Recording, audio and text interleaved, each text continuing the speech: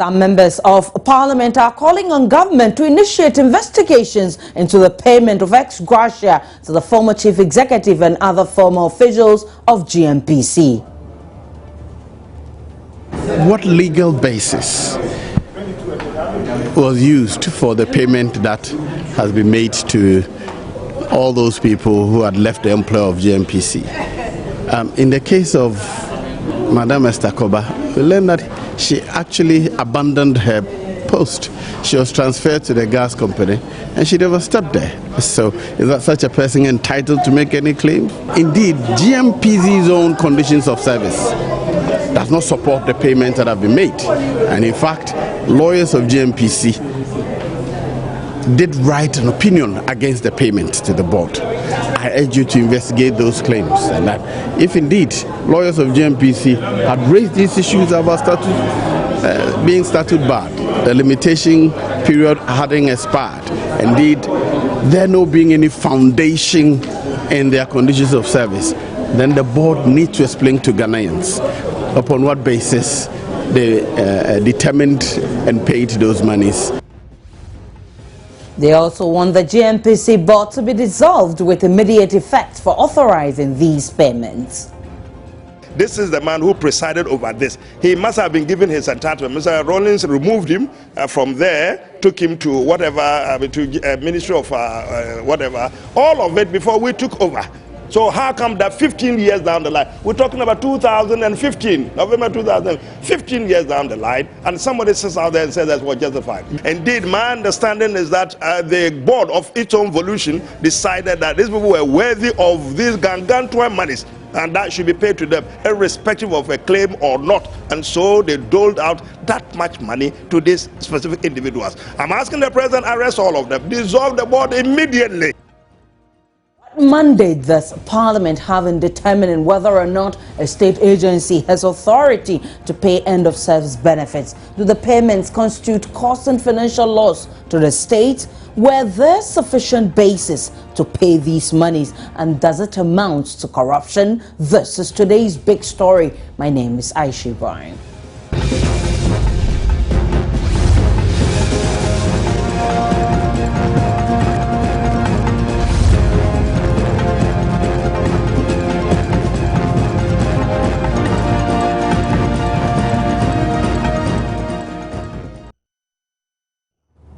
The payment of ex gratia to 4 ex-employees of the Ghana National Petroleum Corporation, GNPC, is raising red flags. There are questions over whether or not these officials deserved any payments at all. A meeting called between Parliament's Committee on Mines and Energy and the GNPC board was today cancelled, but some of the members of the committee are talking. They say the GNPC board must be dissolved and investigation started into the payment of these sums.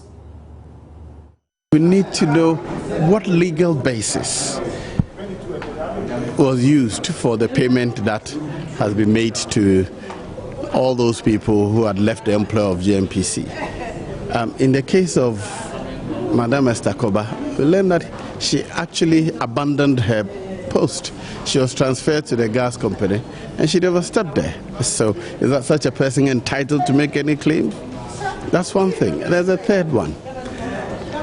I have information, I can confirm that, and I'm urging you to investigate it, that indeed GNPC's own conditions of service does not support the payments that have been made. And in fact, lawyers of GNPC did write an opinion against the payment to the board. I urge you to investigate those claims, and that if indeed lawyers of GNPC had raised these issues about being statute barred, the limitation period having expired, indeed there not being any foundation in their conditions of service, then the board needs to explain to Ghanaians upon what basis they determined and paid those monies to Mr. Chachigata, Madam Koba, and Nana Safaji. One, GNPC itself, or any Ghanaian who can show that these people, what they have done, Ghana has an interest, indeed Ghana's money, may bring an action. I'm not sure about any Ghanaian because of the decision given by the High Court in respect of the Fortis Bank case. Now Fortis Bank, that's a merchant bank case in which Awuni sought to challenge the sale, and he was told that he has to show capacity because he had no direct interest. But I'm suggesting that the board of GNPC are the group that should be held responsible because they would have approved the payment. And if the attention were not drawn to the matter being statute barred, then they did not seek proper legal advice, or they acted in flagrant disregard of the rules if they knew it, then they would have caused financial loss to the state. The House has to be informed formally, so a statement may be made to make the matter be brought before the House. But you see, maybe a committee of the House can investigate and make recommendations to the House to adopt them. But what we adopt will only also go back to the executive for implementation. That is where the challenge is. Unless the Auditor General in an audit raises the issue and recommends that the monies be refunded, in that case then the legal authority to refund them would have been vested in the state. Otherwise, the state may take an action, like in the case of Woyomi. In the case of Woyomi, it was a constitutional issue, so anybody could. But in this case, a person who can show interest will be the one who would have capacity to bring the action. Well, MP for Adansia Sokwa, Katie Hammond, had raised concerns about how much each of the 4 former employees was being paid. He had argued earlier that the payments were illegal and also called for a probe into it. He's joining us now via phone for further discussion. Good evening, Honorable Katie Hammond. Many thanks for your time on today's big story. Yes, sir. You still hold the view these payments are illegal. What makes them illegal? Well, yeah, for a myriad of reasons. Number one, they are not owed a farthing by anybody.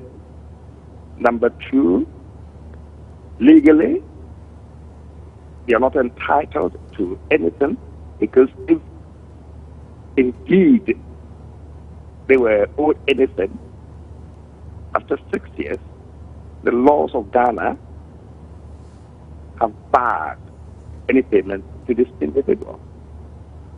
Morally, it is reprehensible.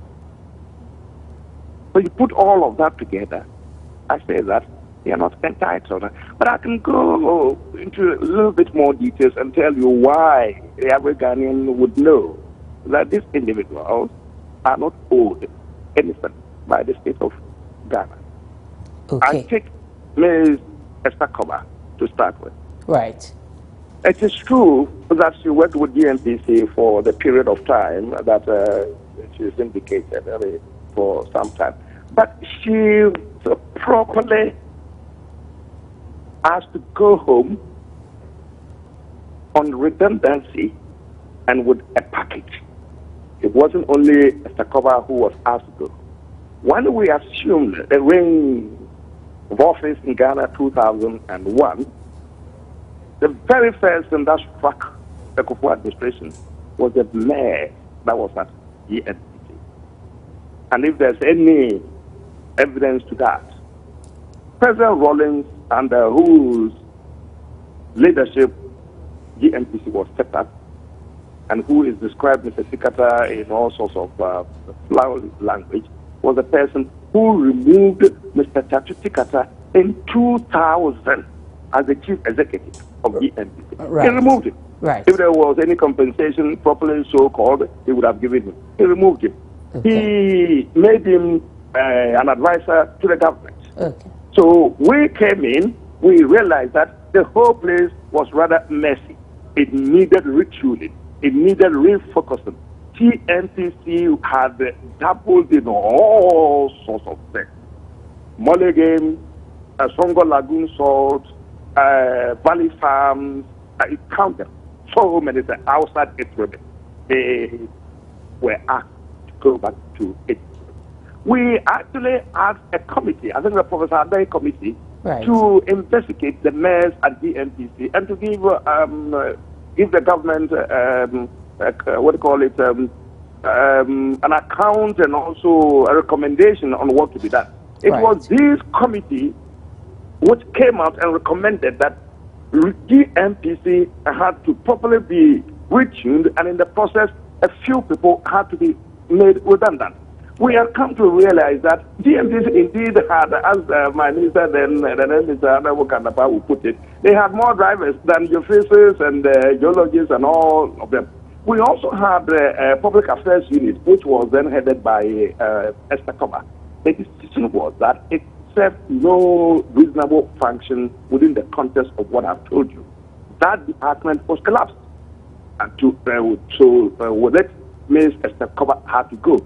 She didn't have to go alone. All those other people in that department had to go together with many other people. I think they total about 500 or so at the time who went on the redundancy. And they were given their respective packages. Ms. Esther Koba was given a redundancy package, and I tell you on record that she said that it was not worth while. She did not take it, she waived it and went away. Now, some members of your committee, Mines and Energy in Parliament, are calling for the GNPC board to be dissolved for authorizing the payment. So and you yourself have also called for the president to arrest these people. Has it gotten to that point yet? Well, I don't know when he said it's gotten to this level yet. I said that it is a criminal enterprise. Because I've just given you the context of Miss Esther Koba. That is the one. But if we have the time, I will give you the reason for why all of them, 4 of them, are not entitled. So if for whatever reason somebody has seen it fit to give them that much money, I describe it as a criminal enterprise. Those who were taken must have known that they were not entitled. Madam Koba, for instance, they were not entitled to be given. Madam Koba, for instance, has denied receiving any payment, which could be the truth. But really, does that change anything for you? Well, you ask the question appropriately. Does it change anything? That question should not be directed to me. I mean, she says she hasn't received it. Now talk to GNPC and ask them, hey guys, why did you put out that statement? They have come out appropriately and indicated that they have proved and paid that much money to them. If she says she hasn't gotten hers, maybe she should check a bank account and see if it is sitting in there. But I don't think it's a matter that I should worry about. I've made a point. GNPC has confirmed that the monies have been paid. My issue now is with the appropriateness of that payment. The GNPC is scheduled to meet your committee in Parliament tomorrow. So what should we expect? What kind of interrogation is going on tomorrow? You should expect fireworks. Fireworks. Many thanks to Katie Hammond. He is MP for Soka and former Deputy Minister for Energy. Meanwhile, former Head of Public Affairs at GNPC, Ms. Esther Koba, who is also the wife of the former Chief Executive, Chato Chikata, has denied receiving payments from the GNPC as end-of-service benefits. She, however, says she was recently informed by the Chief Executive of GNPC that the board had resolved to settle the matters of her end of service and will be paying her what she was entitled to. She says, quote, no amount has been paid yet, no payment has been made to date, unquote. Well, so should her denial of payment stop any further probe into the matter? We'll speak to Linda Ofori-Kwafo, Executive Director of the Ghana Anti-Corruption Coalition, who is on the phone line. Good evening, madam. Many thanks for your time on today's big story. I think the line has dropped. Earlier on, we spoke with anti-corruption campaigner, also Vitus Azim. He's executive director of the Ghana Integrity GII. Let's listen to what he said earlier. I think there's nothing wrong with ex-employees of GNPC getting ex gratia awards. They are not the only people that get ex gratia awards. I'm sure commercial banks like Agri Development Bank, National Investment Bank, state-owned banks and other institutions, when they are going on retirement, they take certain things along. Bank of Ghana, I know, people take certain things away. So there is nothing wrong with it if this is what is in their terms and conditions of employment. However, in the case of a managing director of an organization such as the GNPC, the appointed authority is the President of the Republic. And so he or she may have different terms from the rest of the staff. And so in that case, the board alone cannot just take a decision to pay. And in the case of the GNPC, the issue is the people were removed. They did not resign. They were removed for some reasons, because of which reasons they could not pay them the ex gratia awards. If those reasons are still valid today, if nobody has sort of complained against those reasons, then there's no reason why the board should go ahead and pay them those end of service benefits. Because apart from the amount involved, we don't know how much the condition of service say. But at least I have then identified that the number of years that anybody who could have worked with GNPC would have served as of 2001 would have been at least at most 18 years, because the same press statement that was issued by GNPC says that it was established in 1983. That's right. So the very first employees could have only worked for 18 years by 2004. Secondly, if the employees did not object, they did not complain, why all of a sudden did the board find it necessary to pay those monies? We don't have evidence that they raised any complaints, and they waited for so long before getting the payment. So it is the way that the payments were authorized and the issues surrounding the payment that make it raise some suspicions, and not just the mere fact of paying. Right. I mean, I am concerned, for example, some of these officials have left the employ of GNPC for many years. The question is, if they were, for example, asked to proceed on leave under circumstances which, according to the statement, were not exactly clear, wouldn't it have been prudent first to set up a committee or something of the like to look into the circumstances before a recommendation will be made and then perhaps openly debated or voted upon to agree? Yes, that is the point, and that's why we are concerned about the whole thing. First, did they object? Did they raise any complaints that they were not paid, but they were not paid these money? They were not fairly treated.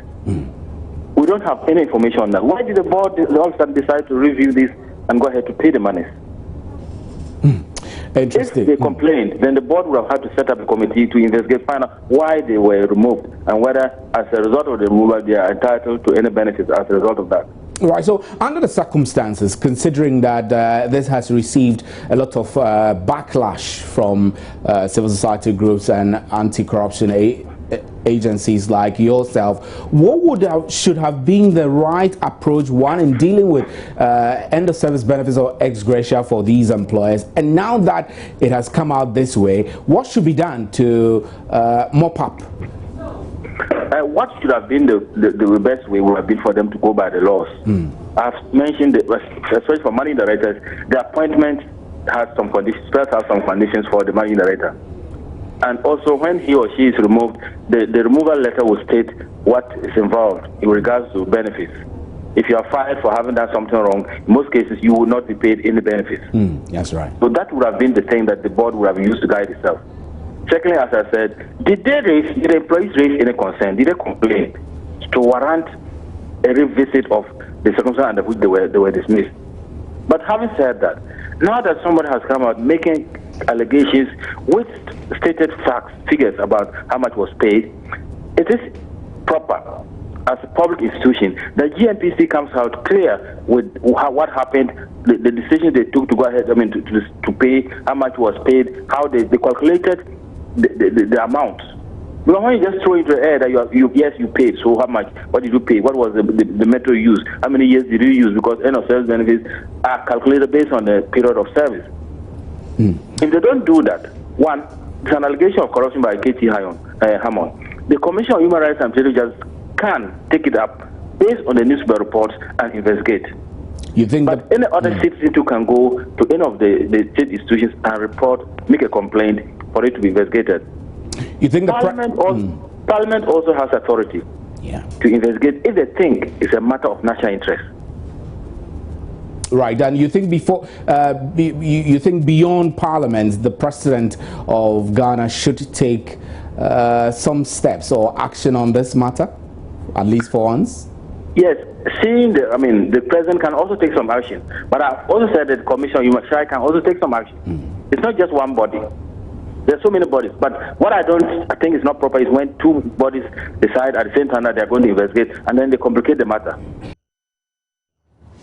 We are still unable to reach Madam Linda Ofori-Kwaf, Executive Director of the Ghana Anti-Corruption Coalition, who agreed to speak to us earlier. We also been speaking with Chairman of the Energy and Mines Committee of Parliament, Amadou Sorogo, who says that tomorrow we should expect the right questions to be asked and the right answers to be exposed to Ghanaians. But he says that he would want to speak only after he has interrogated executives of the GNPC.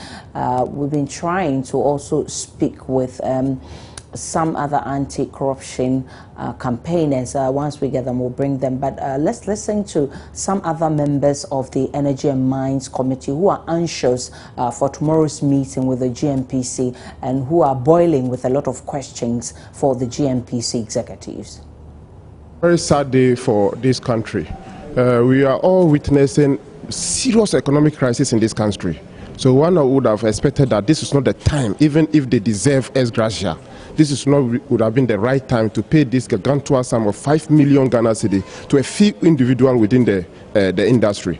We are all aware that the revenue that this government is the only government that is benefiting from oil revenue.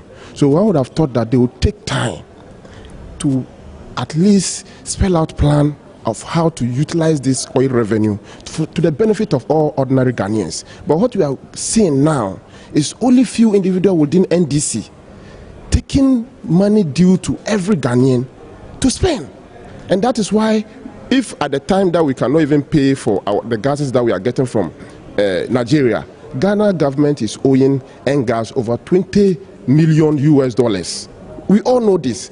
At the time you cannot pay for gas to power your plant. At the time you cannot pay your District Assembly Common Fund. As we speak, 2014 fourth quarter of District Assembly Common Fund is in arrears. Yet you are paying 5 million Ghana cedi to only few individuals. It's not fair to Ghanaians. So we are calling on the president to investigate, just get a committee to investigate, independent committee, bipartisan committee to investigate this matter. Those who sat and decided and made the decision that the money should be paid to the few individuals involved should be brought to book, because it's improper. After 20 years, Chachu and Co., the days he was chief executive for GNPC, by then we're all young. 20 years, they are now telling us that it is now that their ex gratia is due after he has left office for more than 20 years. It's not fair. There is no truth in this. So we are calling on the board that decided that they should pay that 5 million Ghana cedi to the few, about 3 or 5 individuals, should be investigated and punished. Well, it's cost us so much. We call him 20 years later to reward him. For me, it is unacceptable. Seriously unacceptable. Whoever got that money should refund that money, and whoever paid that money must pay the price by just sacking that person. The board, if the board approved it, that board must be sacked, because this is not prudent use of the resources of this country. And let me add this thing before we go. You see, I think we are allowing GNPC to have their own way too much. The way GNPC is handling the funds flowing from our oil find, if you are not careful, you see, when we didn't have oil, GNPC mismanaged the resources of this country. So that kind of vulgar spending, now that we have oil, they are implementing it at full blast. And if you are not careful, the capacity building, has anybody checked the Public Accounts Committee, the report that they bring, the Auditor General's report? The amount of money that is used for capacity building is even more than the amount of money that is given to the agriculture sector. Why are we doing this to ourselves?